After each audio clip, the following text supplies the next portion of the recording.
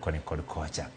Wacho ni jatend piny nyalo kawo okang' mar gwe tao. Matiende koro wacho ni en koro were gi bedo jalup jatend piny. Kaka jaiye, ma nyalo nyiso ang'o ne UDA to kod telo mar jatend piny? Nonyalo gwe tao. Kawo okang' ma kamano. An owuon ka noluonga ni mondo mi ang'adne rieko. To da ang'adone rieko ni mondo okaw okang' mar gwe tao. Mar ndiko barua mowego tich ne president to kone ni an kaluwore kaka weche oseluora, aneno ni koro kabitiyo mayot e ofisi. Kama. Gima mano dhi konyego gin weche mang'eny. Mokwongo, kogoli ofis no ogwe tao kende, to kata ige manyien ochako chunga chunga. Kata mana ba election moro bukora buko chung kowuok. Kama. Mochako dog mobed jatelo. To koriembe gi bunge, to higni 10 konyal telo Kenya ka. Mano rieko mang'adone. Kama. Gimomiyo ang'adone kamano bende, gini kalo mondo dhi okal tek. Nikech kane idwaro ni ji 113 mondo ket kokgi mondo oter wachne e bunge mondo yale. To kar keto kata mana dabo mano to keto ji chiegni 3 times mano. Kama. Mano nyise ni joma onge kode e mang'eny.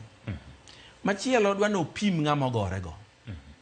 Sama igori gi ng'ama oingi, to api berach ni silaha madongo dongo bene ma en go. Dwa ni mondo ijiw Zulu. Isarende kono oyo, an lweny ni to kane kadang' adhigo nyime. Mano ka ng'ama riek. To kodwa gore agoya nyaka e giko. Kasepimonu gik magorruok nyaka e giko nyalo timone. Kama. To dhi jima. Mar adek manyalo dhi hinye kabisa. Ing'e ni samo keti ni yali, makori luongo witnesses. Makori wacho ni, odongo ine mani mako nyar ng'ane gi thuon. Titamuri, tineno ka bura pek. Ng'ini nyaro piyo be nyalo biro koni ambe no maka to no keto pale ng'uta ni kawacho. Inyalo koro el duge gi mang'eny mamoko ji noluoro wach. Nyaro piyo biro tielo wach. Be biro tielo wach. Kendo machielo wuok. Kendo koni ato noko gine, an nobiro yudo katedo muting'o chiemo dhigo te. Koro makosa ni koro wuok mang'eny mamoko jaji okia. To mar ariyo, be samiyali nitie duge gi moko mibiel manok ipar ni nyalo el. Samiyali nitie gigi moko mipando mokidwa ni ji ong'e ni gige ni be nyalo siem ne ji ni magire. So weche go tek iketo kanyakla to nyiso nonego resign. Aneno ka jomoko nitie man gi geno ni President William Ruto nyalo biro ng'wonone. Osekwaye mang'eny kod kweth mopogore opogore nikech ne gidonjo jatelo ji 2. Gimany ka ginyalo bet kamoro gilorre mondo mi gilosi kaka joma chuo, nikech kata miyo jopiny kawacho adiera jopiny wacho ni ne wamiyo tiko kane wadhi chuoyo jatend piny ema ne ni malo, jomodwa ne piny wacho ne gi otiko achiel. Koro ber ka gibet piny mondo mi gitwagi mondo wach ni olosi, kik entie gi teko mar chungo gima chal kama. Apimni story moro. Chon ahinya kane an wuoyi matin, to ne an gi nyako moro mane osiepna. To noweya nodhi ne wuoyi moro. Kamano. Kaeto nochwanyore kono. Kane osechwanyore kono, to koro kuno be oweyo. Koro odwa duogo. Oduogo. Koro min gi moluonga pimona. Ning'eyo, Anyango pod oheri, beda bedo dagi, oseginene.